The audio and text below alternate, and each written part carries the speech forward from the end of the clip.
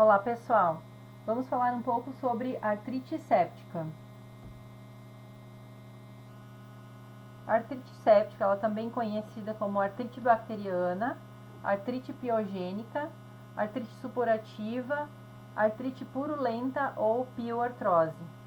Ela consiste basicamente na invasão do espaço articular ou periarticular por um patógeno, com consequente inflamação. Essa inflamação aguda sempre leva à destruição da cartilagem articular, com comprometimento avascular da epífise e outras sequelas irreversíveis. A artrite séptica, ela é causada por diversos patógenos e está associado muitas vezes a outras patologias. Então, existem alguns fatores de risco. Então, pacientes com diabetes mellitus, doença falciforme, hemofilia, imunodeficiências, artrite reumatoide, cirurgias de próteses, uso de drogas venosas, histórias de cirurgias recentes, hemodiálise e presença de infecções cutâneas são mais propensos a desenvolver artrite séptica. A artrite séptica ocorre em todas as idades, mas ela tem um predomínio na faixa etária infanto-juvenil, sendo que a metade dos casos ocorre em pacientes com menos de 20 anos de idade. Mesmo e ainda sendo mais prevalente em crianças menores de 3 anos. Eu encontrei registros bastante variados a respeito da incidência em adultos, sendo que há registros de 2 a 70 casos a cada 100 mil habitantes na população adulta. E a incidência em crianças é de 5 a 12 casos a cada 100 mil crianças. Há uma prevalência da artrite séptica em pacientes do sexo masculino e uma prevalência de joelhos e quadris quando se refere à prevalência de articulações. A artrite séptica normalmente ela é monoarticular, em 80% dos casos, mas ela também pode ser poliarticular, em 20% dos casos. Mas não existe uma simetria no acometimento dos casos que são poliarticulares. Não ocorre o acometimento dos 2 joelhos, por exemplo, ou dos 2 quadris simultaneamente. Pode acontecer a forma articular, mas não de forma simétrica. Então, a etiologia. A principal causa da artrite séptica é a infecção bacteriana, mas ela também pode ocorrer por infecção viral ou fúngica. O Staphylococcus aureus é o micro-organismo mais frequente em todas as faixas etárias, seguido do Streptococcus beta-hemolítico do grupo A. Esse patógeno ele está relacionado às faringites e por isso a importância de fazer o tratamento com antibiótico terapia nos casos de faringite com apresentação de placas na garganta, para evitar que se tenha essa evolução para a artrite séptica. O Streptococcus pneumoniae também é um patógeno dessa patologia, o Haemophilus influenza, Salmonella e a Klebsiella Kling está associada aos casos de artrite séptica em crianças menores de 2 anos, principalmente após estomatite ou infecção respiratória. Ou seja, essas crianças tiveram uma infecção que levou a estomatite ou algum problema respiratório e essa infecção evoluiu para artrite séptica. Fisiopatologia. A penetração da bactéria no líquido sinovial, ela pode se dar por via hematogênica, que é o caso como eu citei agora. Já existia um foco infeccioso e ele evoluiu para artrite séptica. E esse foco infeccioso pode se situar na pele, nas vias urinárias, vias respiratórias ou mesmo uma outra articulação do corpo que esteja com algum problema, alguma infecção, pode evoluir para artrite séptica. A outra forma é a via direta, que é a partir da inoculação do germe através da perda da continuidade dos tecidos, né? É o caso de traumatismos, cirurgias, punções, onde há inoculação direta do germe na articulação, ou por contiguidade, que é uma inflamação nas proximidades da articulação, no caso de pacientes com osteomielite e pé diabético. Então, ocorre a invasão da articulação pelo patógeno. Esse produz, estimula, né, a produção de citocinas, fator de necrose tumoral, interleucina, e a migração de leucócitos e enzimas proteolíticas.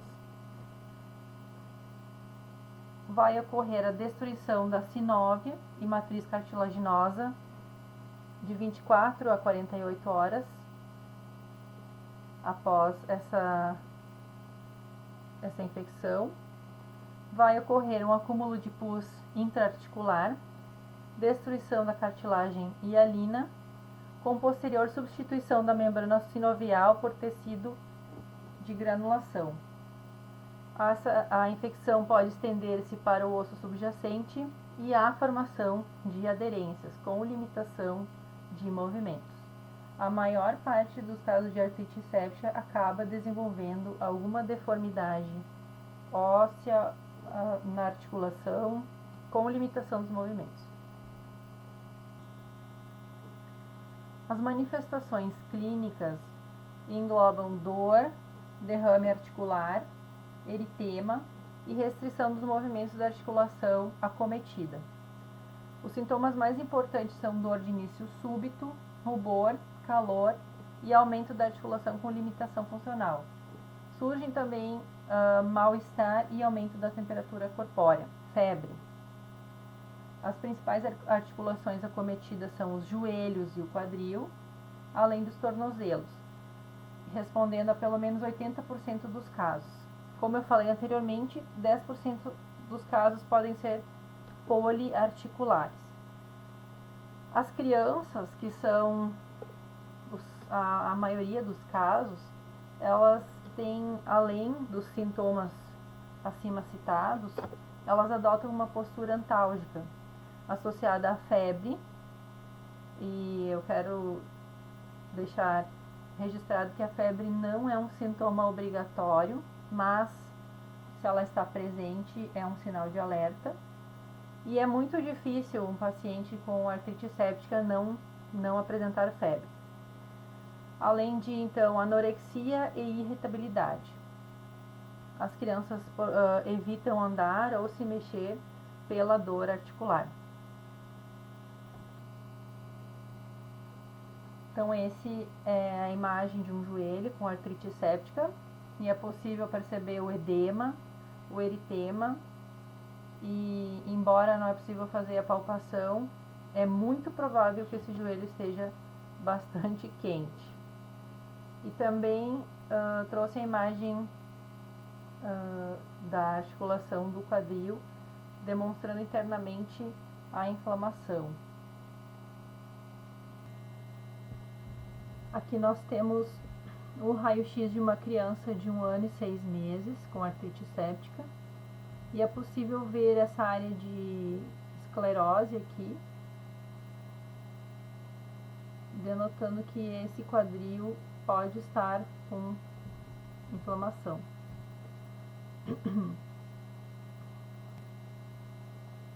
E esse aqui é o quadril de uma criança de 8 anos e 2 meses, com claudicação e encurtamento de 1,5 cm sem queixas funcionais. Mas esse é um quadro de pós-artrite séptica com bastante deformidade óssea. O diagnóstico, ele é feito através da história, das manifestações clínicas. A punção articular é mandatória e vai ser possível observar um líquido sinovial purulento, viscosidade reduzida, turvo e com grumos. A artrocentese também é um método diagnóstico e também de tratamento, onde pode ser feita a limpeza da articulação. E que, segundo os registros, é a artrocentese, essa limpeza da articulação, que vai determinar o prognóstico. Também pode ser feita hemocultura, bacterioscopia, cintilografia óssea, raio-x, ressonância magnética e tomografia. Comumente, o diagnóstico é feito por raio-x.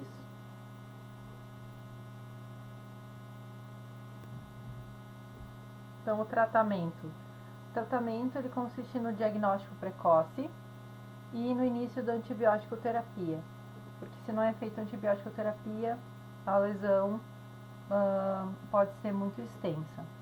A artrocentese, que é a limpeza articular, é a artrocentese um fator fundamental no tratamento da artrite séptica, que vai determinar muito o prognóstico do paciente, com menos deformidade e menos limitação de movimento. E também pode ocorrer a indicação cirúrgica quando o tratamento não surtir efeito, principalmente em casos de artrite reumatoide. Então, o prognóstico, ele depende muito de quando foi feito o diagnóstico, se esse diagnóstico foi precoce, se houve o início da antibiótico-terapia e foi feito o tratamento corretamente, principalmente a artrocentese. Existe a ocorrência de lesão permanente em 50% dos casos, e os fatores de pior prognóstico estão associados a pacientes com mais de 65 anos, envolvimento poliarticular, imunossupressão e correlação com artrite reumatoide. Era isso, pessoal. Obrigada pela atenção.